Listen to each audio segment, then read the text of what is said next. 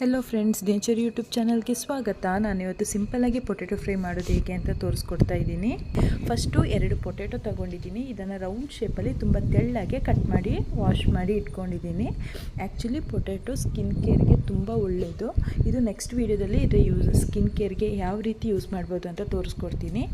ಇವಾಗ ಇದಕ್ಕೆ 1 tablespoon chilli powder, 1 tablespoon dhania powder, 1 tablespoon salt, ಆಮೇಲೆ turmeric powder 1/2 tablespoon ಹಾಕಿ mix ಮಾಡಿ ಸೈಡಿಗೆ ಎತ್ತಿಟ್ಕೊತಿದ್ದೀನಿ. ಆಮೇಲೆ 2 ಈರುಳ್ಳಿ, 4 ಹಸಿಮೆಣಸಿನ್ಕಾಯಿ, 1 ನಿಂಬೆಹಣ್ಣು ತಗೊಂಡು ಕಟ್ ಮಾಡಿ ಇಟ್ಕೊಂಡಿದ್ದೀನಿ. ಒಂದು ಪಾತ್ರೆಯಲ್ಲಿ ಆಯಿಲ್ ಇಟ್ಟು 3 ಟೇಬಲ್ ಸ್ಪೂನ್ ಆಯಿಲ್ ಹಾಕಿದ್ದೀನಿ. ಸಾಸಿವೆ ಹಾಕಿ ಕಟ್ ಮಾಡಿ ಇಟ್ಕೊಂಡಂಥ ಈರುಳ್ಳಿ, ಹಸಿಮೆಣಸಿನ್ಕಾಯಿ, ಕರಿ ಲೀವ್ಸ್ ಹಾಕಿ ಚೆನ್ನಾಗಿ ಫ್ರೈ ಮಾಡ್ತೀನಿ. ಒಂದು 3 ಮಿನಿಟ್ಸ್ ಫ್ರೈ ಮಾಡಿ ನಂತರ ಅದಕ್ಕೆ ಏನು ಮಿಕ್ಸ್ ಮಾಡಿ ಇಟ್ಕೊಂಡಿರೋ ಪೊಟ್ಯಾಟೊ ಅದನ್ನು ಸೇರಿಸಿ ಚೆನ್ನಾಗಿ ಮಿಕ್ಸ್ ಮಾಡಿ ಒಂದು 5 ನಿಮಿಷ ಫ್ರೈ ಮಾಡ್ಕೊಳ್ಳಿ.